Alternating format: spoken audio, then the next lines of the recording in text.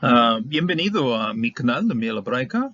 Hoy quiero realizar un estudio de lo que es el primer versículo de Ruth 1:1, usando o para hacer entender cómo está la estructura de los verbos. Aquí este versículo tiene varios verbos en varias maneras o varias estructuras y también con varios sentidos. Entonces, eso sí es útil entonces para definir así cómo se manejan verbos en idioma hebrea. Ahora, hebreo moderno también tiene una estructura gramatical, pero es distinto a lo que es el hebreo de la Biblia. El hebreo de la Biblia tiene una estructura muy notable en cuanto a formación de sus verbos, bueno, todas sus palabras, pero mayormente verbos.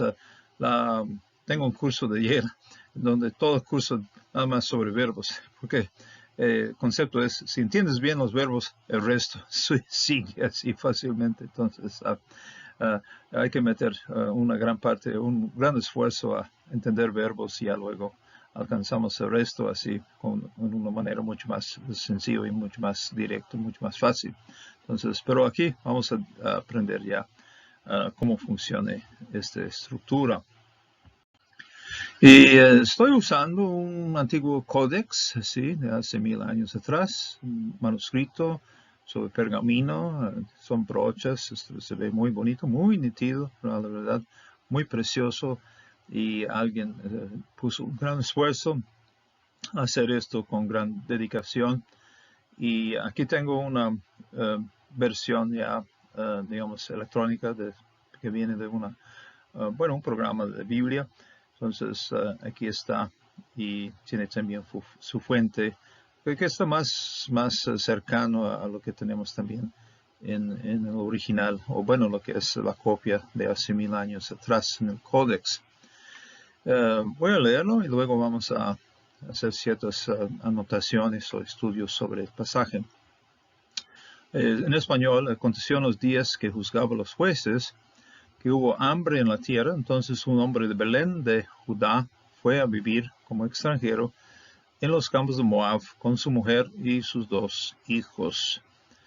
Voy a leer desde aquí. Vayhi bichme shefot hashofetim vihi ra'av ba'aretz veyelech ish mi beit lechem Yehuda lagur beshde Moab Hu veishto veshene banav.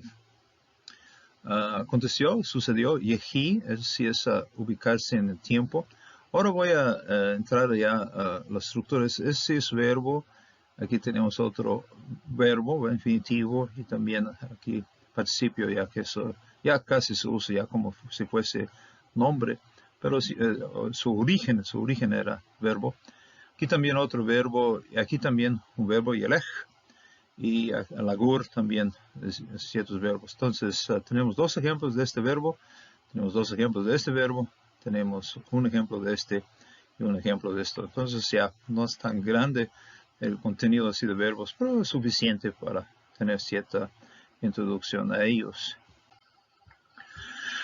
Ahora, vayhi, eso sí, es un ejemplo, y aquí también vayhi, es un ejemplo de lo que llamamos nosotros apócope. Raíz básico, raíz así conocido. Bueno, raíz básico a la realidad es la Hey Yod, la Hey Yod, y la raíz que está en el diccionario. Si vas por Blue Letter Bible, si vas entre los diccionarios y buscas ya cuál es la raíz de eso es lo que van a señalar. ¿Okay? Hey Yod, Hey Yod, Hey. La última G no está por acá, entonces se ha perdido el final, ¿verdad? Lo que ha sido la parte sufijada de esta palabra, no está aquí. Eso lo llamamos nosotros apócope. Está al final donde sufrimos o donde tenemos la pérdida de alguna letra que, pues, a la realidad debía estar allá, pero el hebreo nunca había colocado allá. Entonces, cuando aprendemos este verbo, cuando vamos por el diccionario, muy bien, aprendemos hayá, ¿okay? Hey, yod, hey. Este sí es el verbo, tercera persona masculino singular, hayá. Pero debemos tener ya, meter otra anotación, un asterisco, esta palabra constantemente sufre apócope, y entonces su raíz muy básico, que los hebreos conocían aún más que nosotros, era la Hei Yod. ¿Okay? Hei Yod. Y la última Hei muchas veces no aparece, no está allá, no incluyen. Se entiende, pero no está incluido. Así es Vehi, así es también Vehi. Un ejemplo muy claro de lo que nosotros llamamos apócope.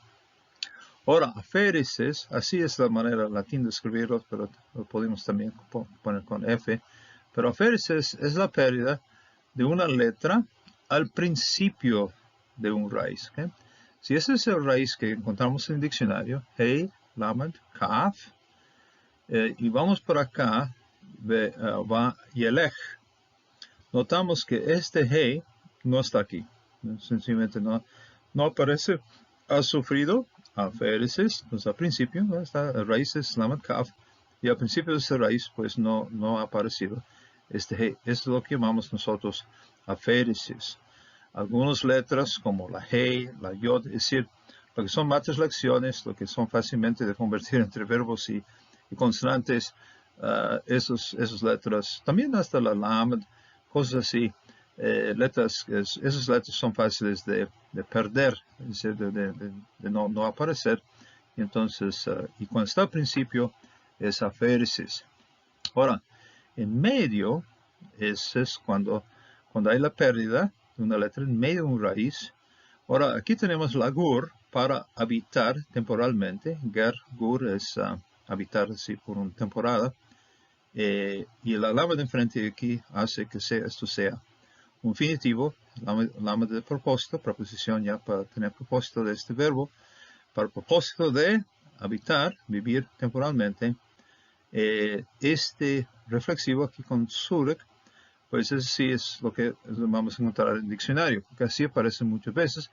Y los diccionarios también tenían afán de tener 3 letras en sus definiciones. Y para tener 3 letras a veces tenían que usar la forma reflexivos para alcanzarlo. Y porque eso sí aparece mucho así.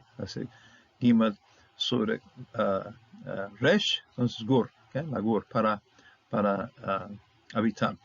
Ahora, esta letra sí fácilmente también sufre síncope. Y cuando es síncope, aquí tengo un ejemplo de ello, va, yagar, aquí ya no hay sur, no hay vav aquí en medio. Entonces, esto se ha perdido, no ha estado allá. Entonces, ahora, cuando estamos hablando de pérdida, uno va pensando, ¿cómo será? Originalmente, cuando estaban ellos, los judíos estaban escribiendo ya todo aquello, y cada vez que llegaba algún raíz así que podía, digamos, sufrir eso, lo estaban haciendo nada más en forma natural. Muy probable que a la realidad los escritores originales no pensaban con este concepto de apócope, aféresis, síncope, algo así. Ellos manejaban raíces muy básicos, es decir, la raíz muy básica era Hei, Yod. Aquí raíz muy básico era Lamed, Kaf.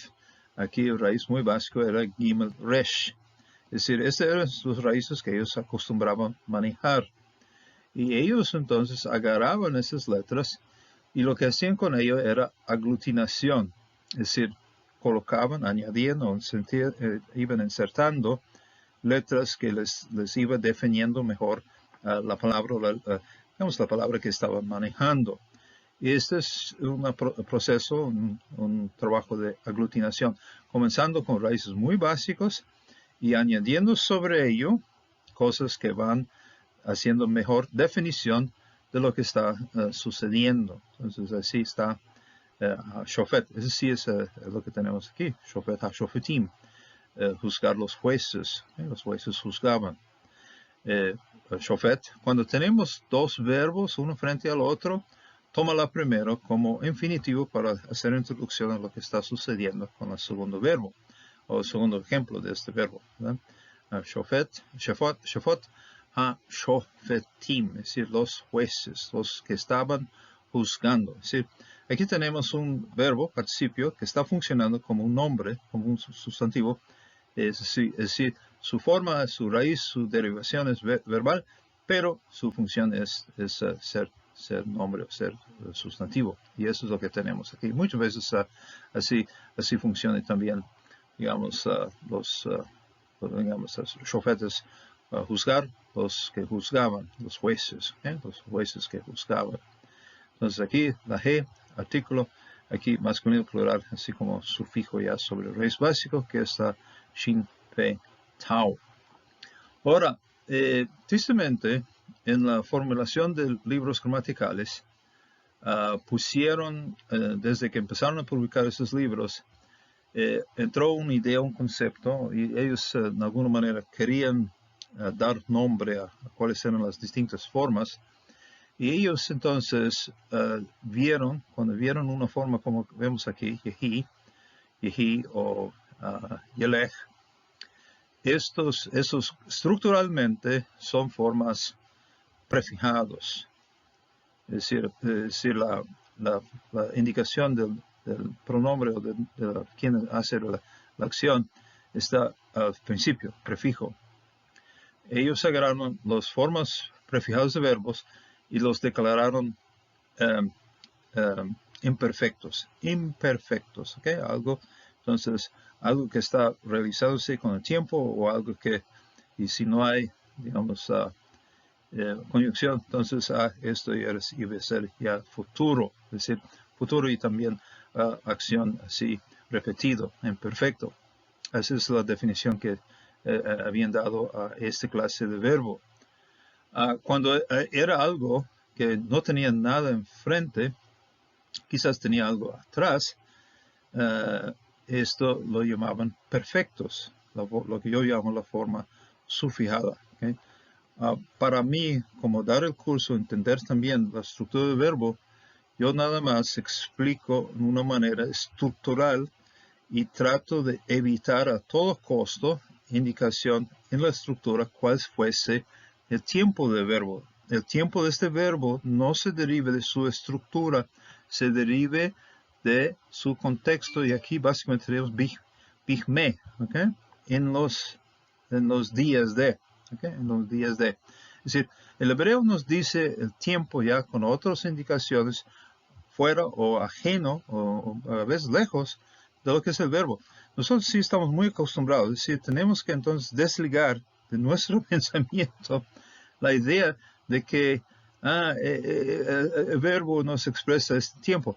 Tenemos que dejar así totalmente neutral, meterlo un tiempo así, digamos, para definir, o sea, un tiempo presente así, en que puede ir en cualquier lado, y de ahí pues ver ya el contexto para entender qué tiempo debe manejar, digamos, esos verbos. Aquí, esta afirmación bimé, es decir, en días de, esto sí nos da, explícitamente nos expresa así claramente cuál fuese el tiempo de este verbo. ¿Cuándo sucedió esto? ¿Cuándo estaba sucediendo esto? Y nuestro pasaje, cuando es narración, con vav, con prefijos y todo eso, va a seguir así muy al nivel de esta primera definición de cuándo fue este evento. Ya luego vamos a tener otros eventos, ¿verdad? Cuando Boaz está en la era, cuando Noemí está caminando, cosas así, pero se va a definir con la acción de lo que es el seguimiento de la historia. Y vamos a ver en algunos momentos, digamos, verbos que funcionan muy bien en el presente. ¿Por qué? Porque vienen ya después del discurso directo. Es decir, alguien decir, y dijo, y luego, y dijo, y dijo. Cuando hay esto, y están así dando una indicación directa cuál fuese la palabra dicha o la expresión dicha, esto lo entendemos ya en el tiempo de la persona que lo está expresando. Es decir, eso sí es, y muchas veces sí es presente. Entonces, queremos saber el presente, lo vamos a ver. Y puede ser prefijada, puede ser sufijada, pero no es de que el prefijo o el sufijo define el tiempo, es el contexto 100% que define el tiempo de nuestros verbos. Esto sí es algo muy importante, sobre todo cuando estamos en los salmos. Muchos de los salmos usan verbos prefijados. Salmo 23, la gran mayoría de los verbos que están en Salmo 23 están en formas prefijados. Y por eso las traducciones clásicas de Salmo 23 eran casi netamente al futuro de toda la acción que es del Salmo 23. Ya después se dieron cuenta de que las formas prefijadas o sufijadas no era lo que hacía definición del tiempo, sino que digamos, muchas veces era muy al presente.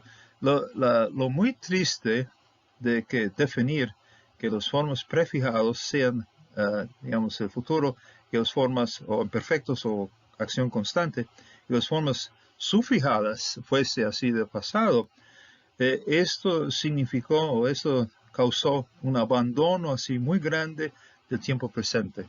Entonces, ahora ya en traducciones y en afirmaciones y todo eso estamos para capturar de nuevo el tiempo presente, sobre todo entre los salmos. Entonces, eso sí es algo, es decir, uno de los motivos de aprender bien el hebreo es conocer muy bien el tiempo, digamos, cuando suceden las cosas, sobre todo entre los salmos. Los salmos, ¿qué? Son nada más para el pasado, cosas que ocurrieron con David, o nada más del futuro, ya cuando estamos en el cielo, o muchas veces los salmos sí enfocan sobre eventos que suceden con nosotros hoy mismo, en el presente.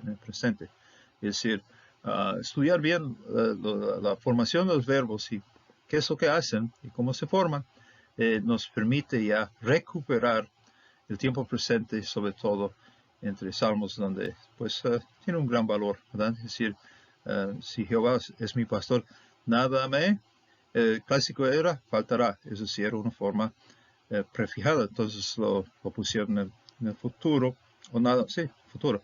Pero este prefijo bien puede ser también presente. Nada me falta ahora, no estoy yo disminuyendo ahora. Entonces, eso sí, a recuperar un buen entendimiento, un entendimiento más sano de lo que es la formación del verbo, nos permite mejor entender la formación digamos, del tiempo del verbo. Aquí, muy precioso, Vahi bime, shofet, shashofetim, Vahi ra'av, ba'aretz, ve'elech ish, bebet lechem, Yehuda, legur, bishte, Moab, Hu, ve'ishto, be'shenei banav. Ya más adelante vamos a hacer otro estudio de este pasaje, ya viendo los nombres, viendo qué hacen las preposiciones, son varias preposiciones que están aquí, qué hacen las conjunciones, cosas así. Pero por ahora estoy usando este primer versículo ya para explicar algo de la formación de los verbos. Aquí tenemos un verbo y otro infinitivo, ya otro participio. El verbo siempre, también verbo por acá. Entonces, y así es, y sí, aquí también infinitivo, de nuevo, la preposición de propósito frente a un infinitivo. Ahora, espero que esto sea de gran uso para ustedes y para todos quienes están estudiando eso. Es decir, es para que nuestro entendimiento del hebreo siempre sea algo que nos puede acercar más a Dios y entender más la obra de Dios en nuestra vida. Que Dios le guarde, que Dios le protege de aquí y hasta la próxima.